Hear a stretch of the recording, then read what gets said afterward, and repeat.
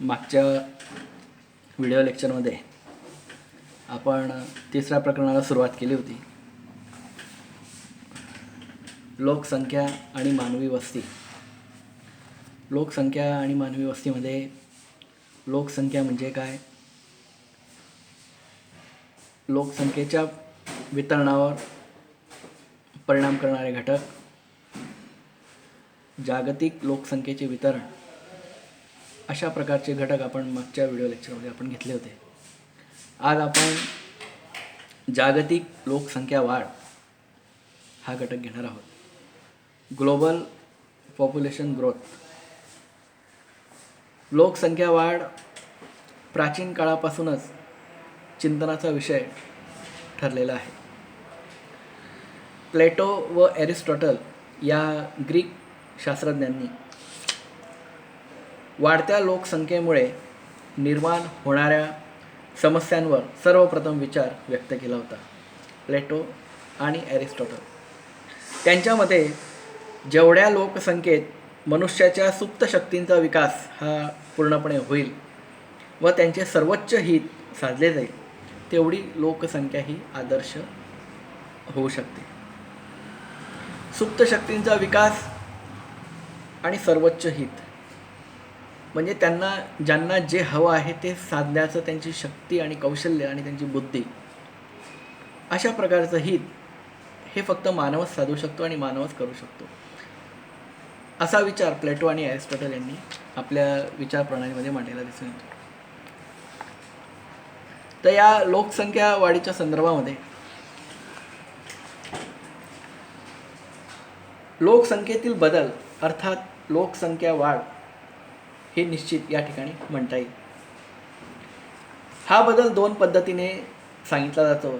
पहिला आहे धनात्मक बदल आणि दुसरा आहे ऋणात्मक, म्हणजे पॉझिटिव्ह आणि निगेटिव्ह चेंज.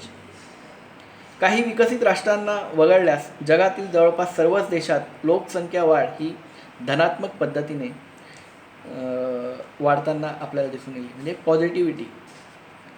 ही वाढ प्रामुख्याने मृत्यूदराच्या तुलनेत जन्मदर वाढल्याने झालेली दिसून येते. अतिशय प्राचीन काळात मानव शिकार, मासेमारी किंवा कंदमुळे यावर जगत होता, आपला उदरनिर्वाह किंवा आपल्या गरजा भागवत होता. त्या कालावधीत लोकसंख्या वाढीचा वेग तेव्हा हा मंद होता. परंतु मानवाने जेव्हा आपल्या उदरनिर्वाहासाठी शेती व पशुपालन अशा प्रकारचे सहव्यवसाय सुरू केले, तेव्हा त्याच्या जीवनाला कुठेतरी स्थिरता प्राप्त झाली. तेव्हापासून लोकसंख्या वाढू लागली.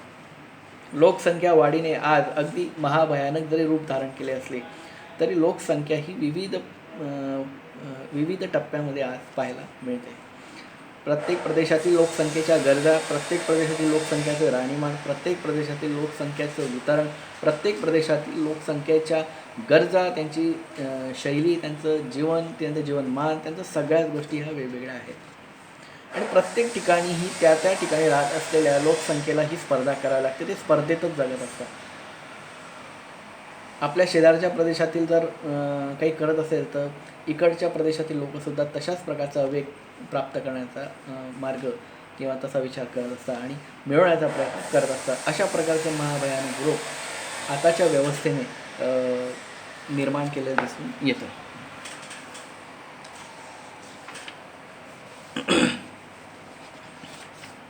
आता पाहूयात भारतातील लोकसंख्येचे वितरण. आपण जागतिक लोकसंख्येचे वितरण पाहिले. आता भारतातील किंवा भारतीय प्रदेशातील लोकसंख्येचे वितरण हा घटक घेऊया. आपणास माहीत आहे की चीन या खालोखाल लोकसंख्येच्या वाढीच्या संदर्भामध्ये भारताचा हा दुसरा क्रमांक लागतो. 2011च्या नुसार भारताची लोकसंख्या ही 121 कोटीच्या आसपास होती. 2021च्या जनगणनेनुसार आता ही लोकसंख्या जवळपास 136 कोटीच्या आसपास पोहोचलेली दिसून येते. म्हणजे लोकसंख्या कमी होण्याचं कारण नाही, लोकसंख्या कमी होण्यामागे काही नाही, परंतु लोकसंख्या ही दिवसेंदिवस वाढत चाललेली आहे. आणि त्या लोकसंख्येला लागणारा जो काही साधन संपत्ती किंवा नैसर्गिक किंवा ज्या गरजेपुरता लागणारं जे काही अन्नधान्य असेल किंवा त्यांच्या गरजा पूर्ण करण्याकरता उदरनिर्वाहाची जी काही साधनं असेल ही सुद्धा दिवसेंदिवस कमी होत चाललेली आहे. आणि म्हणूनच काही ठिकाणी वाढतात, काही ठिकाणी कमी होतात. आणि याच परिणामांमुळे किंवा या प्रतिकूल परिस्थितीमध्ये त्या ठिकाणच्या प्रदेशातील लोकसंख्या ही झपाट्याने वाढत आहे. आणि म्हणूनच चीन या देशाच्या पाठोपाठ किंवा खालील भारताचा हा दुसरा क्रमांक लागतो. भारतात विविध राज्यामध्ये लोकसंख्या कमी अधिक प्रमाणामध्ये आढळून येते. काही राज्यात लोकसंख्या ही सर्वात जास्त आहे, तर काही राज्यामध्ये लोकसंख्या ही अतिशय विरळ आहे. भारतातील 1/4 लोकसंख्या ही उत्तर प्रदेश आणि महाराष्ट्रामध्ये आढळून येते. 1/4 अर्थात भारताच्या लोकसंख्येच्या तुलनेने 25.68% लोकसंख्या ही उत्तर प्रदेश आणि महाराष्ट्रामध्ये आढळून येते. भारतातील 4 समस्याग्रस्त राज्य असलेले बिहार, मध्य प्रदेश, राजस्थान आणि उत्तर प्रदेश या राज्यांमध्ये भारतातील 1/3 लोकसंख्येपेक्षा 35.6% अधिक लोकसंख्या आढळून येते. भारतातील एकूण लोकसंख्येपैकी अर्थात 48.8% लोकसंख्या 5 राज्यांमध्ये आणि उर्वरित लोकसंख्या 51.2% उर्वरित राज्यांमध्ये आढळून येते. भारतातील 11 राज्ये असे आहेत की जेथे एकूण लोकसंख्येच्या 5% पेक्षा कमी लोक राहत असतात. सजीव सृष्टीमध्ये मानवाचे स्थान अतिशय महत्त्वाचे आहे. मानव आपल्या आवश्यकतेनुसार पृथ्वीवर नैसर्गिक किंवा इतर संसाधनांचा उपयोग करून घेऊ शकतो. मानवाच्या आवश्यकता, त्याच्या गरजा प्रामुख्याने त्या संख्येवर अवलंबून असतात. क्षमता ही शारीरिक, स्वास्थ्य, बौद्धिक शक्ती आणि इतर औद्योगिक विकासाद्वारे निर्धारित होत असते. याशिवाय लोकसंख्येचे क्षेत्रीय वितरण मानव आणि पर्यावरण यांच्या संबंधांचा परिपाक आहे असं म्हटलेलं आहे. भूगोलामध्ये लोकसंख्येच्या 3 प्रकारच्या वैशिष्ट्यांचा अभ्यास केला जातो. ती वैशिष्ट्ये पुढीलप्रमाणे. जे 3 वैशिष्ट्य प्रमुख सांगितले आहे लोकसंख्येच्या बाबतीमध्ये भारताच्या बाबतीत. पहिली आहे संख्यात्मक वैशिष्ट्ये, दुसरी आहे जैविक वैशिष्ट्ये, तिसरी आहे सांस्कृतिक आणि आर्थिक वैशिष्ट्ये. संख्यात्मक वैशिष्ट्ये अर्थात लोकसंख्येचा आकार, वितरण, घनता इत्यादींचा समावेश संख्यात्मक गणला जातो किंवा मोजला जातो, म्हणून याला संख्यात्मक वैशिष्ट्ये असे म्हणतात. जैविक वैशिष्ट्ये या वैशिष्ट्यांमध्ये लोकसंख्येची वृद्धी, त्याचा जन्मदर, मृत्यूदर, वयोगट, लिंगरचना इत्यादींचा समावेश जैविक वैशिष्ट्यांमध्ये केला जातो आणि म्हणून याला या विचारप्रणालीला जैविक वैशिष्ट्य म्हणतात. सांस्कृतिक आणि आर्थिक वैशिष्ट्यांमध्ये शिक्षण आहे, साक्षरता आहे, समाज आहे, भाषा आहे, जात आहे, नागरीकरण आहे इत्यादी गोष्टींचा समावेश या सांस्कृतिक आणि आर्थिक वैशिष्ट्यांमध्ये किंवा या वितरणामध्ये केला जातो. भारतातील लोकसंख्या वितरणाची कारणे, ज्याप्रमाणे जागतिक लोकसंख्येच्या वितरणाची कारणे किंवा वितरण आपण पाहिलं, त्याचप्रमाणे भारतीय लोकसंख्येचे वितरणाची कारणेसुद्धा आपल्याला घ्यायची आहे. पहिलं आहे लोकसंख्या वाढ, दुसरं आहे जन्मदर व मृत्यूदरात तफावत, घनतेत वाढ, साक्षरता, अकार्यकारी लोकसंख्येचे प्रमाण इत्यादी आणि प्राथमिक व्यवसायात गुंतलेल्या लोकांचे प्रमाण असे 6 प्रकार किंवा 6 घटक या भारतातील लोकसंख्येच्या वितरणामध्ये येतात. तर पहिला आहे लोकसंख्या वाढ. स्वतंत्र भारताची पहिली जनगणना 1951 मध्ये घेण्यात आली. त्यावेळी भारताची लोकसंख्या 36 कोटी 10 लाख इतकी होती. तर 2011 नुसार भारताची लोकसंख्या 121 कोटी इतकी आहे. तर 2021च्या जनगणनेनुसार 135 कोटी किंवा त्याच्या जवळपास असू शकते. यावरून असे स्पष्ट होते की भारतातील लोकसंख्या वाढीचा वेग किती मोठ्या प्रमाणामध्ये जास्त आहे. परंतु ही वाढ सर्व राज्यांमध्ये समान नाही. काही राज्यामध्ये कमी आहे, काही राज्यामध्ये जास्त आहे, काही राज्यामध्ये अतिशय अल्प आहे. अशा प्रकारचा कमी किंवा जास्त परिणाम आपल्याला पाहायला मिळतो. दुसरं आहे जन्मदर व मृत्यूदरात तफावत.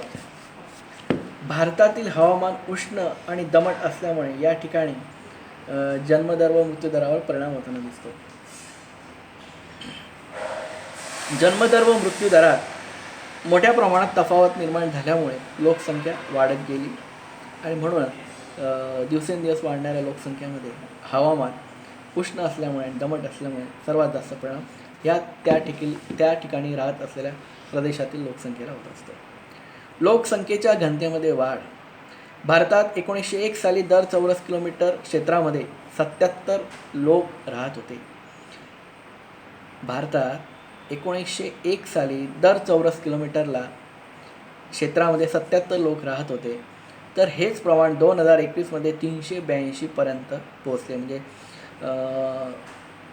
5 पट हे प्रमाण वाढलेले दिसून येते. यावरून लोकसंख्येची घनता ही सतत वाढत असल्याचे स्पष्ट चित्र हे या ठिकाणी दिसत आहे. लोकसंख्या घनतेत ही प्रादेशिक भिन्नता दिसून येते. प्रत्येक राज्यामध्ये लोकसंख्या ही घनता समान नाही. लोकसंख्येची घनता प्रत्येक राज्यामध्ये कमी किंवा जास्त आपल्याला पाहायला मिळते. पश्चिम बंगाल हे सर्वात जास्त लोकसंख्येची घनता असलेला प्रदेश किंवा राज्य आपल्याला पाहायला मिळेल. तर अरुणाचल प्रदेशात सर्वात कमी लोकसंख्येची घनता पाहायला मिळते. परीक्षेच्या दृष्टीने अतिशय महत्त्वाचं आहे. पश्चिम बंगाल लोकसंख्येची घनता सर्वात जास्त असलेले राज्य आणि अरुणाचल प्रदेश लोकसंख्येची घनता सर्वात कमी असलेले राज्य म्हणून या ठिकाणी नोंद केली जाते. साक्षरता पुढचा जो चौथा घटक तो सांगितला आहे. भारतातील लोकसंख्येच्या वितरणामध्ये भारतातील लोकसंख्येचे वितरण हे विषम स्वरूपात जरी असले तरी साक्षरतेचे प्रमाण देखील सर्व राज्यात सारखे नाही. कमी आहे, काही ठिकाणी जास्त आहे. सर्वात जास्त साक्षरतेचे प्रमाण हे केरळ या राज्यामध्ये अर्थात 91% पाहायला मिळते. केरळ या राज्यामध्ये 91% लोक साक्षरता आहेत. बिहारमध्ये सर्वात कमी अर्थात 47% लोक साक्षर आहेत. बिहार हे राज्य साक्षरतेच्या बाबतीमध्ये सर्वात कमी साक्षर असलेलं शेवटचं राज्य आपल्याला पाहायला मिळेल. पाचवा जो जे कारण सांगितलं आहे ते म्हणजे अकार्यकारी लोकसंख्येचे प्रमाण. अकार्यकारी लोकसंख्येमध्ये 2 वयोगटांचा समावेश आहे. म्हणजे जे कार्य किंवा काम करण्याची पद्धत किंवा कमी किंवा जास्त क्षमता असणारे लोकांचे कार्यपद्धती. पहिला जो गट आहे तो म्हणजे 0 ते 14 या वयोगटात. 0 ते 14 या वयोगटामध्ये जवळपास 35% लोकसंख्या आढळून येते. 60 वर्ष व त्यापेक्षा जास्त वयोगटातील लोकसंख्येचे प्रमाण हे 7% म्हणजे जवळपास 42% लोकसंख्या 58% लोकसंख्येवर अवलंबून आहे. यावरूनच भारतामध्ये अकार्यकारी लोकसंख्येचे प्रमाण सर्वात जास्त आढळून आल्याचे स्पष्ट दिसते. 60 वर्ष व त्यापेक्षा जास्त वयोगटातील लोकसंख्येचे प्रमाण हे अकार्यकारी लोकसंख्येमध्ये गणले जाते किंवा त्यांची क्षमताही त्या प्रकारची आहे. भारतातील लोकसंख्येच्या वितरणाच्या कारणांमध्ये शेवटचं जे कारण सांगितलं आहे ते म्हणजे 6वं प्राथमिक व्यवसायात गुंतलेल्या लोकांचे प्रमाण. हे सर्वात प्रमुख कारण या लोकसंख्येच्या वितरणामध्ये पाहायला मिळतं. भारत हा खेड्यांचा देश आहे, कृषीप्रधान देश आहे. अतिशय प्राचीन काळापासून शेती किंवा कृषी हा व्यवसाय केला जातो. शेती किंवा शेती संबंधित असलेले उद्योगधंदे भारतात विकसित किंवा औद्योगिकदृष्ट्या उभारलेले आपल्याला दिसून येतात. 2011नुसार जवळपास 70% लोक खेड्यात राहतात भारतामध्ये. आणि भारताचा प्रमुख व्यवसाय शेती हा जरी असला तरी सरासरी 68% लोकसंख्या ही आज शेती कार्यामध्ये किंवा शेती या व्यवसायामध्ये गुंतलेली दिसून येते. 68% लोक शेती या व्यवसायामध्ये गुंतलेले आहेत. परंतु भौगोलिक विविधतेमुळे किंवा भिन्नतेमुळे किंवा विविध प्रकारच्या प्रदेशांमुळे सर्वच ठिकाणी शेतीचा विकास झालेला दिसून येत नाही. शेतीचा विकास हा समान प्रमाणामध्ये सुद्धा पाहायला मिळत नाही. ज्या ठिकाणी बारमाही नद्या वाहतात, ज्या ठिकाणी नद्यांचा किंवा खोऱ्यांचा प्रदेश पाहायला मिळतो, अशा ठिकाणच्या प्रदेशामध्ये शेतीचा विकास झालेला दिसून येतो. ज्या प्रदेशात नद्यांचं किंवा पाण्याची उपलब्धता अतिशय कमी आहे, फक्त पावसाच्या पाण्यावर त्या ठिकाणच्या नद्यांचं पाण्याचं प्रमाण होतं, अशा ठिकाणी शेती विकास हा झालेला नसून अतिशय कमी प्रमाणात त्या ठिकाणी शेती हा व्यवसाय केला जातो. कारण पाण्याच्या उपलब्धतेनुसारच शेती हा व्यवसाय अवलंबून आहे. आणि म्हणून अशाच प्रदेशामध्ये लोकसंख्या ही सर्वात जास्त वितरित झालेली असते, पसरलेली असते की ज्या प्रदेशामध्ये पाणी किंवा बारमाही वाहणाऱ्या नद्या किंवा खोऱ्यांचा प्रदेश हा सर्वात जास्त आहे. अशा प्रकारे लोकसंख्येच्या वितरणात विषमता निर्माण होते आणि वेगवेगळ्या ठिकाणी ही लोकसंख्या विभागली दिसते. पंजाब शेती हा व्यवसाय जर आपण बघितला तर पंजाब, हरियाणा, उत्तर प्रदेश आणि मध्य प्रदेश कर्नाटक, आंध्र प्रदेश या राज्यामध्ये सर्वात विकसित झालेला आपल्याला हा व्यवसाय म्हणजे अर्थात शेती हा दिसून येतो. कारण त्या ठिकाणी असलेलं पर्जन्यमान, त्या ठिकाणी असलेली माती, त्या ठिकाणी असलेले उपलब्ध असलेले पाणी आणि विविध प्रकारच्या सेवा सुविधांचा प्रभाव हा आणि हवामान सर्वात महत्त्वाचा घटक हा अशा प्रदेशांमध्ये आपल्याला दिसून येतो. आणि म्हणून शेती हा व्यवसाय विकसित झालेला आहे. आणि अशा प्रकारच्या व्यवसायात किंवा त्या संबंधित असलेल्या उद्योगधंद्यामध्ये वितरित झालेली लोकसंख्या ही त्या त्या प्रदेशामध्ये आढळताना आपल्याला दिसून येते.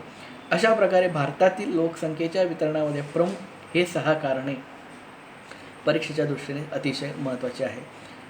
पहिलं आहे लोकसंख्या वाढ, दुसरं आहे जन्मदर व मृत्यूदरात तफावत, तिसरं आहे घनतेमध्ये वाढ, लोकसंख्येची घनता जी आहे पॉप्युलेशन डेन्सिटी, चौथा आहे साक्षरता, भारतातील विविध राज्यामध्ये कशा प्रकारचे साक्षरतेचे प्रमाण आहे, पाचवं आहे अकार्यकारी लोकसंख्येचे प्रमाण आणि सहावं आहे प्राथमिक व्यवसायात गुंतलेल्या लोकांचे प्रमाण.